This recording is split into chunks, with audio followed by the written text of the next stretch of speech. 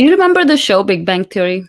I remember it clearly because they had portrayed women in STEM in such a poor light.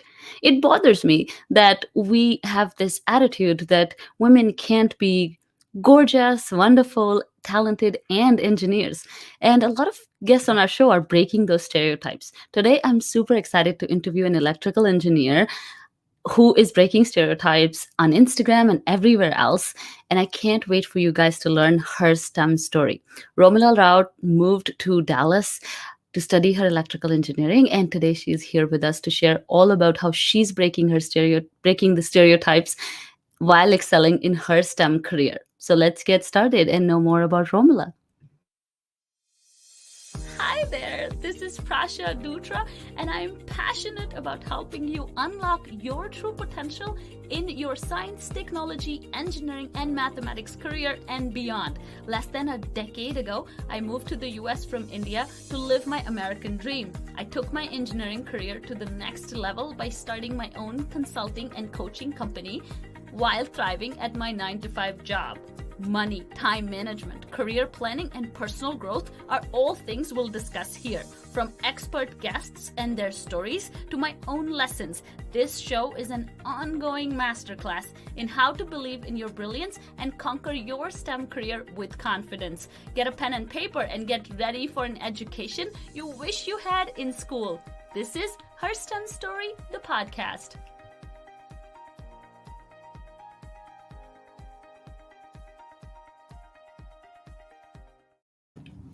Hi, Ramela. How are you? Hi, Krishna. How are you? Oh, I'm so excited. I love all the good adjectives you mentioned for my introduction. That was so nice. Thank you so much. Yes, of course. I think you're doing such a great job. And I don't get to interview a lot of electrical engineers. So tell us a little bit about yourself. What do you do? I know you're a signals engineer. Tell us a little bit about yourself. Like you mentioned, my name is Romila Rout, and when I saw your introduction, just like a minute ago, I felt like we have a little bit of similar story that I moved to States to Texas, basically at 23 when I had just finished my undergrad, and I moved for my master's degree in electrical engineering. It's actually I did two majors. One is analog design, and another is radio frequency design. And I moved to Bay Area actually 4 years ago. First for my internship, and then for a full-time job. So yeah, it's been quite some time that I am doing electrical engineering. So let's come back to mixed signal engineering. So when you said signal engineering, it's actually mixed signal engineering. Mm-hmm. What mixed signal is actually means, it's interface between analog circuitry and digital circuitry put both together. Mm-hmm. And if any of our audience actually do not know what is analog or digital, digital is actually like binary numbers 0 or 1. And analog is basically a continuous signal. So mixed signal is actually mixture of both circuitry. That's awesome. I was really terrible at electrical engineering. So kudos to you for building a career in it. Thank you.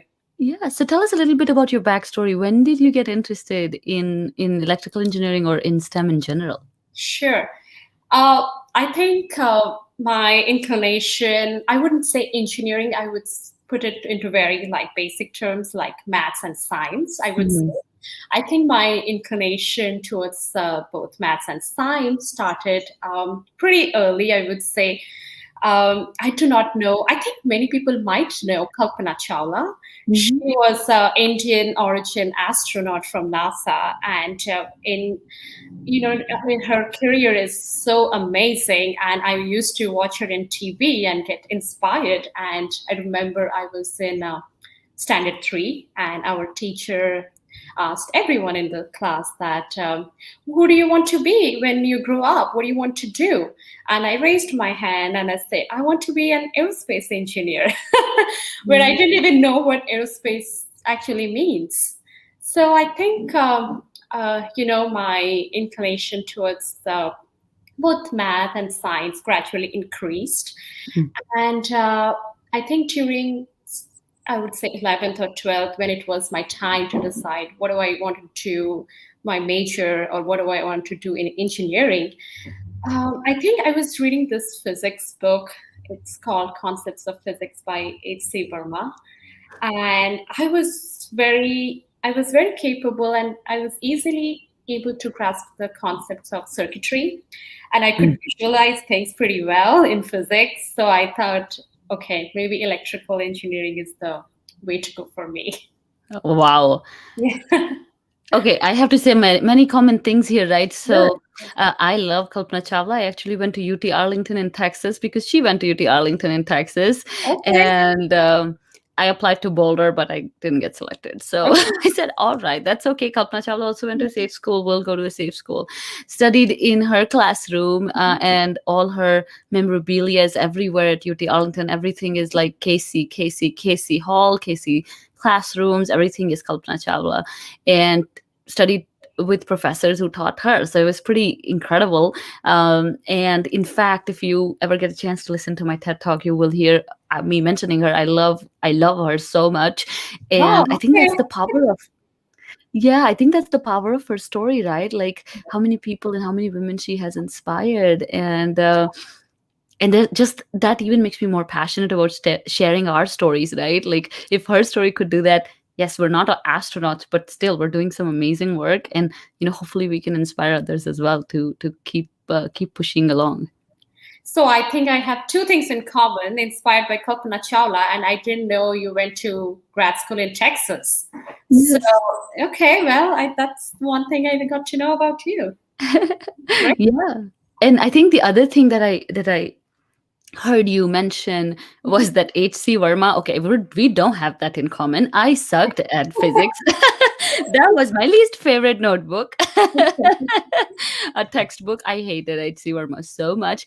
But I can totally understand where you're coming from, where you can sometimes visualize certain concepts better. And I'm so glad that, early on you had that, sort of that idea or Yes. motivation, because I think so many of us were so lost in 11th and 12th, especially growing up in India, that we were just trying to get through those textbooks. Like just Oh, for yes. you to even have the interest, that's awesome. Because I was Oh, just I trying to know the swim. pressure of cracking like so many entrance exams, and Yeah. yes, it's hard. It's And I'm glad really, I passed that stage. I know. Yeah. You know how some people say I want to be young again? I don't. I'm all set. I'm with you. I don't want to be young again. Why would you want to be 18 again? I'm all set. 18 sucked. With that being said, I know, it's not easy being in this field in STEM in general, but also, very specific hardcore engineering fields like electrical engineering, mechanical engineering, all these fields. There are not a lot of women. So tell us a little bit about your experience of maybe being one of the few women in the room. And then, just maybe elaborate on how did you continue to make your path? How did you continue to grow in your career? Uh, yeah, I can actually tell you like one of like very like kind of a funny story from my experience. I remember my first day at internship, and I was really like very excited, just out of grad school, and I was very well dressed. I was wearing like a coat and like a pencil skirt, and I was very professional.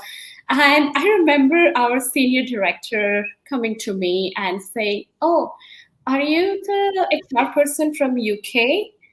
In a very respectful way. I mean, no offense. So I was like, no, actually, I'm the new intern for the analog team. Oh, he's like, okay, welcome aboard. And I just like realized that there are two stereotypes here. Like maybe engineers are not well dressed, Yeah. or the second could be engineers cannot be women. Mm-hmm. So that was his first instinct to think that I'm an HR. So I think, like you correctly said, that very few people in the engineering team. So I think the first thing I would like to say is even if like there are few engineers in your team, or like maybe in your whole company or something, there are also people who are there to support you. Mm. So it's very important for you to be upfront and put your goal forward, and like your plan forward, and like, stand to it and say, okay, this is what is my weekly goals or my monthly goals or quarterly goals. Mhm. So there will be stereotypes, but I think if you like navigate through it in a balanced way, you Mm. can definitely have a good career and also a balanced work-life balance. Yeah, I love that. I think what you're, to summarize is it's more like, okay, if you're one of the only women in the room or minority in the room, it's super important to build that allyship with the majority, right? So if it's men, if it's white men, then building that allyship can really push your career. Like, we don't have to. I think you'll agree. I think I hear this a lot from Indian women. It's like, we don't see this as a weakness, or we don't see this as a problem. We see this as a possibility, an opportunity, as a privilege that we're here now. How are we going to open rooms, spaces for other people to come as well, right? So yeah, instead of thinking, oh, I'm the only one and I don't want to talk to anybody, or it's really difficult to navigate, you got to make that path, because if you're the only one, let's hope you're not the last one, right? Exactly. So, also like you are here, and also you can help probably other women in Mhm. STEM who are maybe in college level or school level or graduate level too. You need to advocate for them as well. So, Right. they might have the same opportunity as you do now. Yeah. And I think that's the thing. Like, just one story of Kalpana Chawla helped so many people, Exactly. right? If we continue to build those kind of um, careers, follow our story, push those glass ceilings, hopefully one by one, we'll create more of that open space. So you mentioned something about work-life balance. Tell us a little bit more about that, because I think a lot of people think that, and even women, they, especially Indian women who may have higher expectations after they get married, or they have different you know lifestyles, I would say. Indian women have to cook a lot. I mean, that's something that Yeah. people don't realize, Yes. that we have to, if we are in Indian households, we have to cook 3 meals a day, and there's a lot of work that goes with that, and lots of expectations. So tell us, how do you sort of balance work and life in general, with such a high demanding career, which I'm hope I'm thinking that your career must be super high demanding, right? Uh, yes. So I think I'm fortunate enough, like, as in, like, I'm not married yet, and I do not have kids, because I admire people in my team, women who Mhm. have kids and also trying to excel in their careers. So I think I am still like in a backseat when it comes to having a super demanding personal life. But I think, and also I'm very thankful to my boss, who kind of make sure that everyone in the team has a very high work life, very good work life Nice. balance. Like, let's say sometimes when we have like project delivery, or in hardware, we call it like tape out, there is no other way out. You have to work 12 hours a day, sometimes 15, 16. There is high stretching hours. But Mhm. also when there is like little project build up phase or something, you kind of take a back seat, and you do other stuff like go for a workout, or go for a walk during your lunch break, or go for a coffee, and try to like said, okay, have I worked a lot this week or this 2 weeks? Maybe I can take a little bit back seat the next week and Mhm. try to do my hobbies that I would like to do, or something that sort of. So you need to come up maybe with like, maybe weekly goals are a little hard to achieve, but you Yeah. can set up like some monthly goals or Mhm. quarterly goals that you want to say, okay, I'm exceeding my work extremely, and you get burnout. Yeah. You cannot perform at 12 hours a day for like long stretch of period, like for 3 months. You need to take a back seat. So I think that's very important. And sometimes there is like unrealistic expectations. Mhm. You need to have a one-on-one with a manager and like, okay, this is where I think I'm not being productive. I can work if you like, but I won't be productive. So let's decide a timetable and be very upfront and stick to it. I think most managers will understand if you set your priorities set. Yeah. Right. Yeah. Because I think a lot of people don't even want to have, like, they're very afraid, or, a lot of times it's like, I don't want to deal with it. Somebody should take care of it. And it's like, no, you have to advocate for yourself. You have to ask for what you want because, as you said, your needs could be a little different than somebody else's, right? If somebody has 3 kids versus maybe you just need more time to like travel, maybe they need more flexibility in their daily hours. You may need extra days off or however that works out. But I guess you got to ask for it because it can look different for different people. And I think you'll agree that if you start asking those questions, hopefully that gives your manager 1 minute to think about other people. And also it makes it normal for other people to have that conversation too. I think so many times people just stay behind the scenes and like don't want to have those tough conversations. And that just doesn't help anybody. It's not healthy, like we should talk about these things. Yeah, and also like if you do not communicate, they're not mind readers, right? Like even if you're afraid or have like like you're a shy person or anything, that's just not going to help your career. And you're gonna slog 15 hours a day, but that would not take you anywhere. You won't be productive. So I think communication is the most important thing in a team environment. And I'm very fortunate to have a manager who actually prioritizes more than us. He sees that, okay, you have worked this much, you got to take a vacation time now. Good. You have to. So he kind of forces our team also sometimes. So I think I'm kind of like fortunate. But I understand that many people won't be having that same kind of team or same kind of very flexible work environment. So they need to advocate for themselves. Yeah. So tell us, what has been your biggest struggle in your STEM journey so far? Biggest struggle? I think I would say 2. I would not personally say it's because like as a female person as a STEM, I would say in general. The most important, the first struggle that I think I had is choosing universities in US and taking that big leap.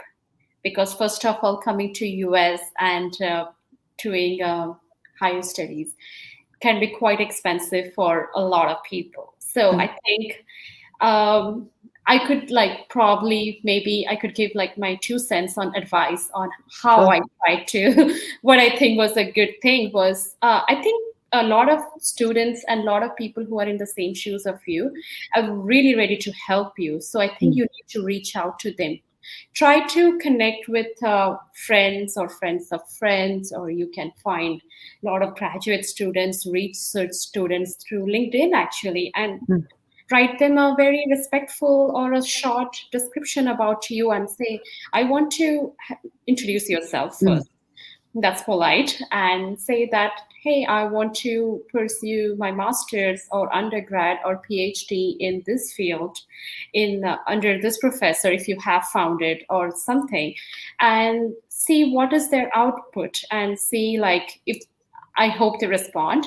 And you can try to connect with people and find out. And you might know as well that maybe you're just going for ranking in the university, whereas you can find actually really good programs that you are really interested in. So I think that took me actually quite a few months. I thought it's very easy. Give GRE, give TOEFL or something and just apply.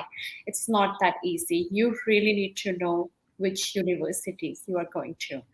Yes. So I think trying to do a little bit research, and actually seems harder than it sounds. So it is actually very important. I think that was one of the struggle that I think I had. It took some time for me to realize it's not that straightforward. Yeah, that was one. I think the second one would be when you start your career as STEM, because let's say that you have all these great subjects under your belt, great projects, and great academic career, that does not translate to a job immediately. Hmm. You need to put some work as well, and you have to be really proactive in that sense, because I think the job market, at least in semiconductor industry, is when you are a graduate, Hmm. nobody wants to hire you.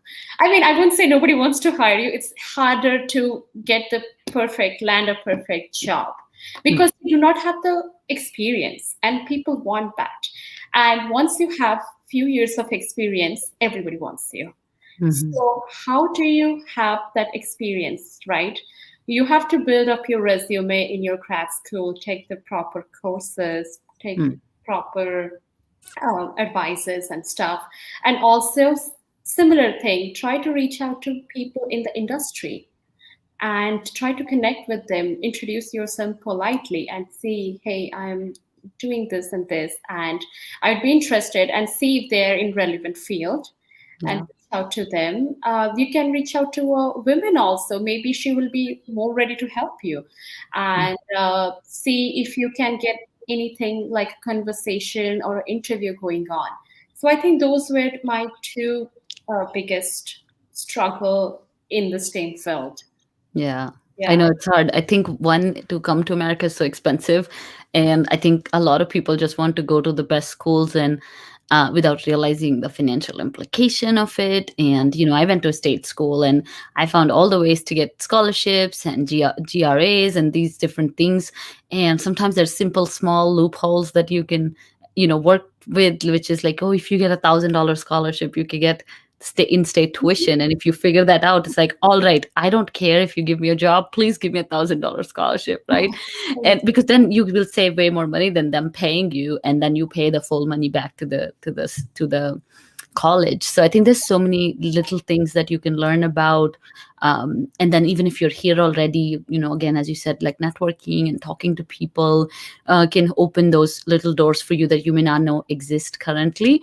And I share both the struggles myself too, right? Like it's just so hard to convince your family that you're gonna go do this, which I it's know. so hard. They don't always agree. They're always either like, what are you going to do? And then the job search too, right? Like I think people don't put in enough effort, or just hope that just because they were like 4-point GPA, like suddenly somebody will just pick them up. And it's just not like that. Like you have to continuously reach out and be proactive. And I think that's true for everything in STEM in America, right? Like even when you're growing in your career, you still have to do a lot of outreach in your workplace. You still have to connect with people online. You still have to do things like this if you want to, do different things and experience different things. So it's like a very good skill to like network and to reach out. Yeah. ev- at all stages of your career, right? Exactly. Yeah. I mean, you'd never know who is there to help you. Yeah. So, yeah, I mean, that's what I learned. Like, networking is, and also like hardware that I work on, it's a very small world. It's not like thousands and thousands of people. It's like, if you have built a connection like 5 years ago, that might help you later in your career. And you'll find out he or she is in a great position, like a director, and they might want to work with you again if you have had a connection. So I think, yeah, building network is super important. Yeah. Yeah, That's, as you grow older, I think you realize the benefit of it. totally. Yeah. Awesome. So I know you have another life on Instagram. Tell us a little bit about that. One, you have some gorgeous photos.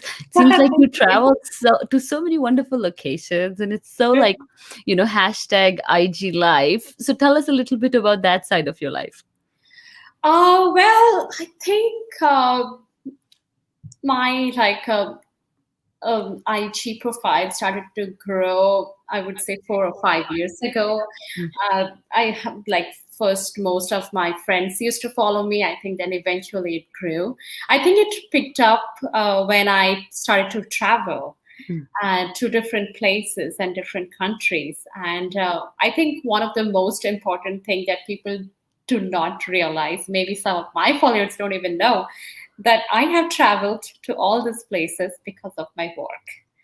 So currently, I work in Dialog Semiconductor, which is actually a European-based company, and their headquarters is in UK and Germany. Hmm. So when I joined as a full-time employee, my ex-boss, he actually put me in in a project that is of Munich, that is Hmm. based off Munich. And he's like, okay, Romila, you have to go. You have to pack your bag and you have to work with the design team over there. I was very hesitant. I was like, okay, I don't even know German. Yeah. I don't know anything about it. He's like, we'll figure out. Okay. So just like, get your visa ready, get your passport stamped and everything. And, I thought, okay, why not? Okay. That's a great opportunity. And so I did go to Germany and I have ended up going to Europe probably like a dozen times now Mhm. during the trip pre-pandemic. So yeah, I would work and I would try to do 5 days a week work and try to go to other cities and see other places. Sometimes I would ask my boss, hey, can I take an extra day leave and Hmm. I'm going to, let's say, Paris or I'm going to see Rome. So he was very nice. So he was like, sure, if you finish off your work, you can take a day off. Okay.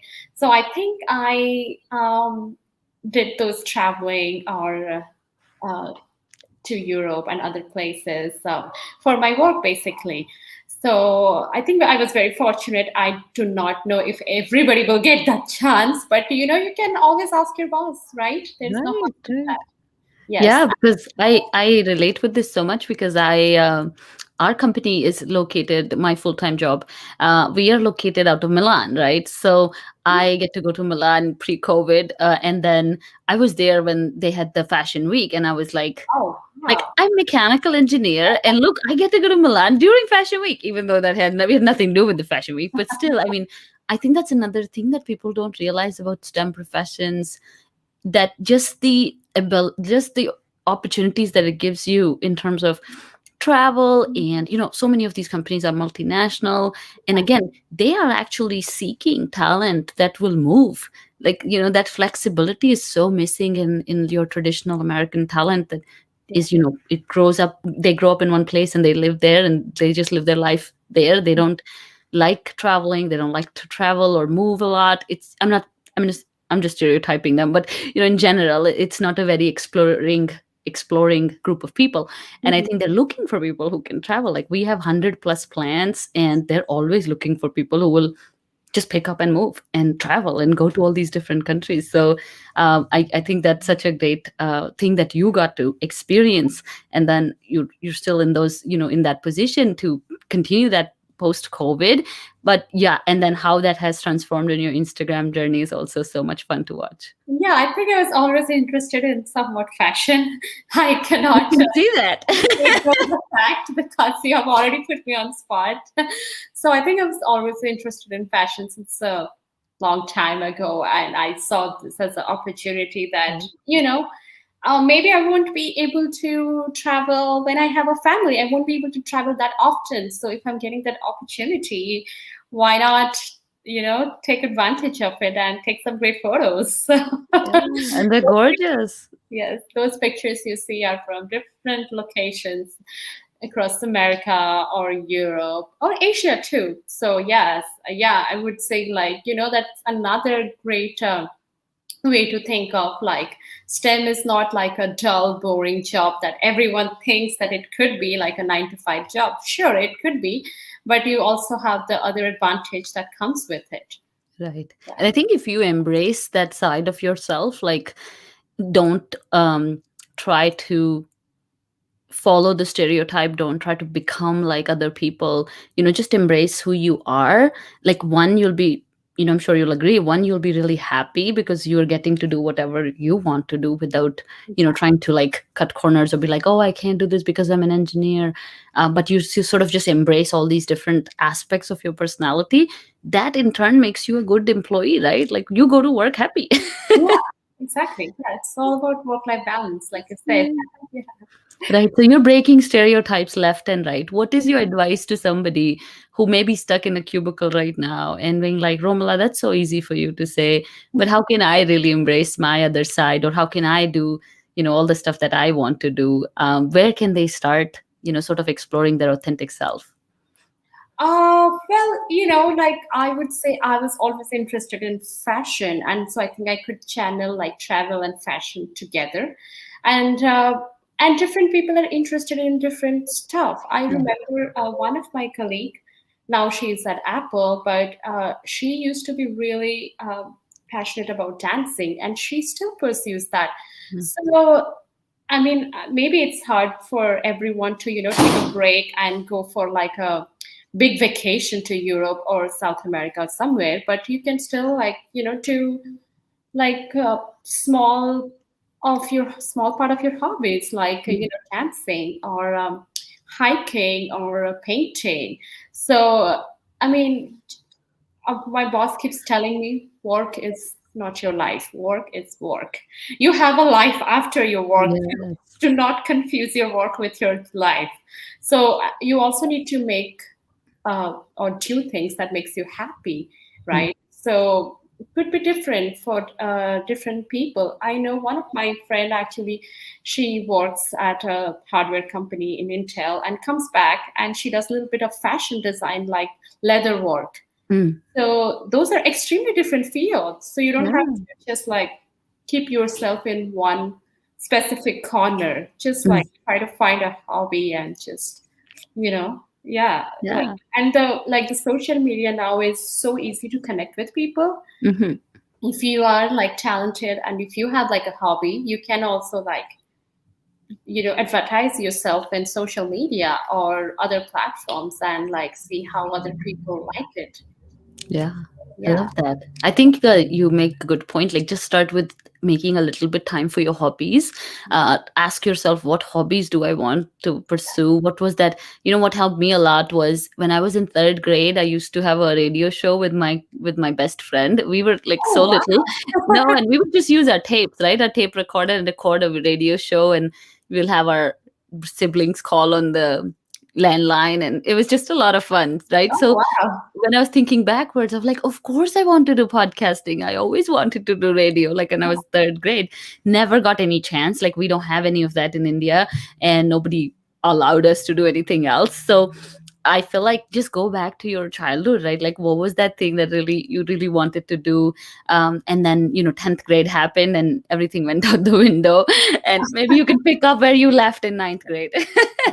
I think also like we are very, I wouldn't say very blessed, but I would say, yeah, we have that opportunity because in India, if you have one career, I keep telling my friends, if you're doing in like engineering or medicine or whatever, you can still explore your other passions or hobbies, So I think, like you said, that in India those opportunities were not there. So Right. I think maybe the world is changing now, but I guess it's kind of comes from a bias like judging people, Hmm. which is kind of less in US, I would say. Yeah, 100%. I know so many people who want to start their Instagram but won't do it because of that one relative that is going to call names. Like because of that one friend from high All school. have that one relative. I just block them. Yeah, one relative or one friend that would say something. Yes. Right. And I think that's when it's time for you to evaluate who's your friend and who's your relative and who matters, right? If they are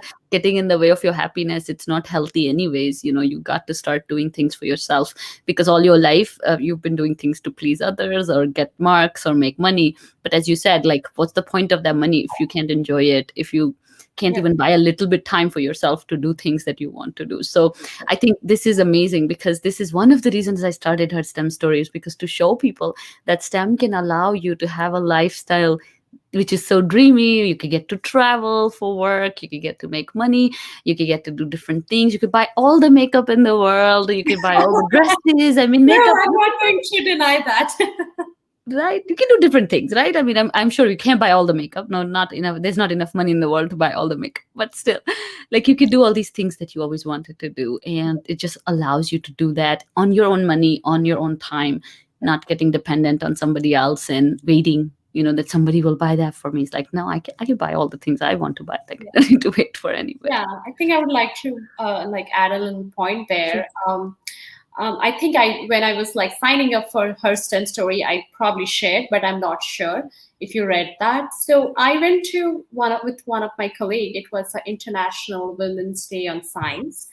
We went to this high school in Bay Area, Lynbrook High School, which is really, very, very high achieving schoolgoers are there. So, and I was talking to a lot of young girls there, and they vaguely know what a job in STEM means, but most of them think it's like a very dull, boring 9-to-5 job. And should we join it? Should we not? And I got to know firsthand experience, like what these young minds actually think about STEM. So, and social media can be used in a very good way, but I also think social media can influence these young minds in a very bad way, different way, or negative way. I don't want to put it in a label, but yeah. So that's what, it's not like that at all. You get to do everything that you want.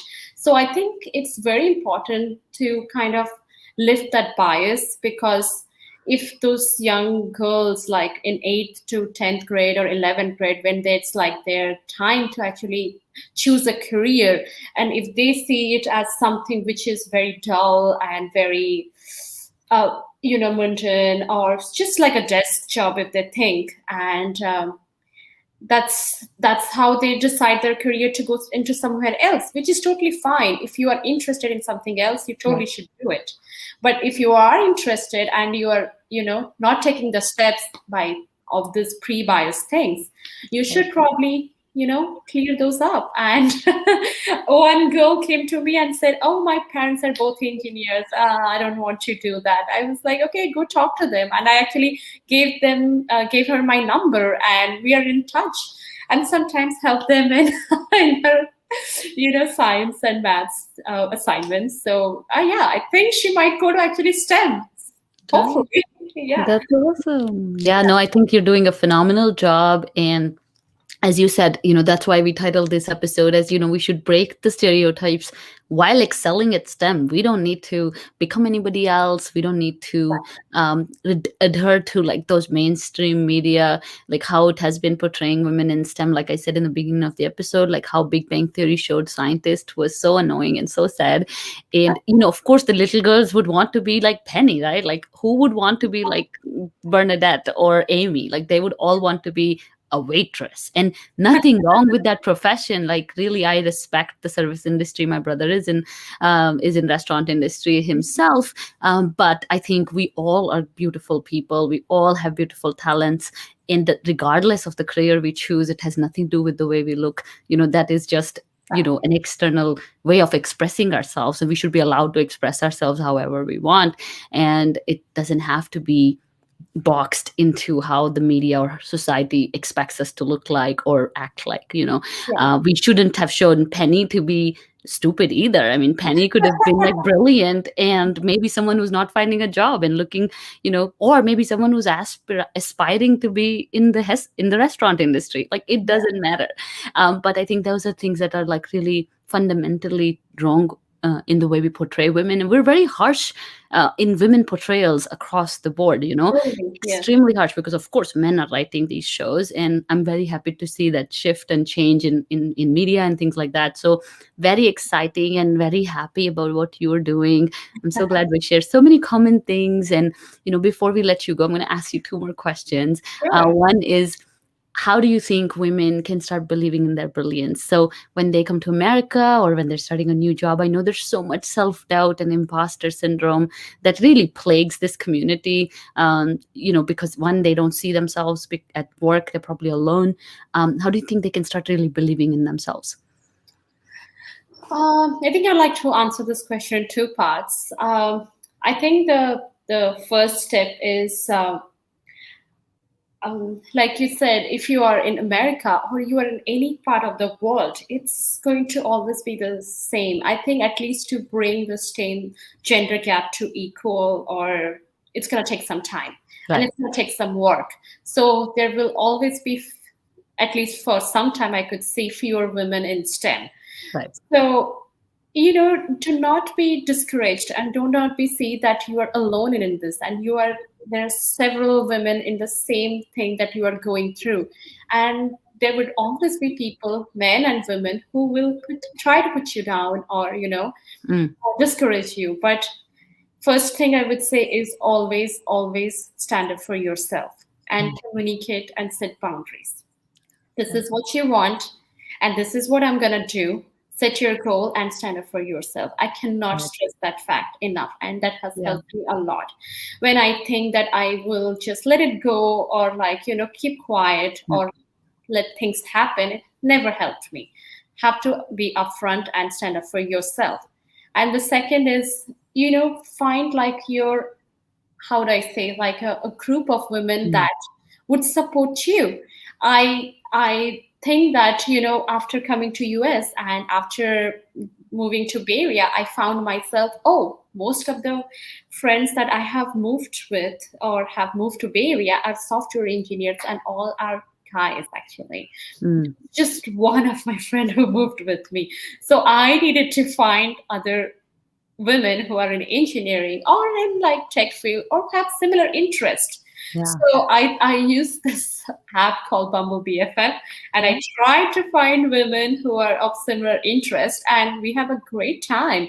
We talk to each other and we take career advice. One of my very good friend actually is the engineering manager at Square now, Mm. and we always talk about or advise each other on like STEM topics or just in career in general. So you need to find Yeah. your support group.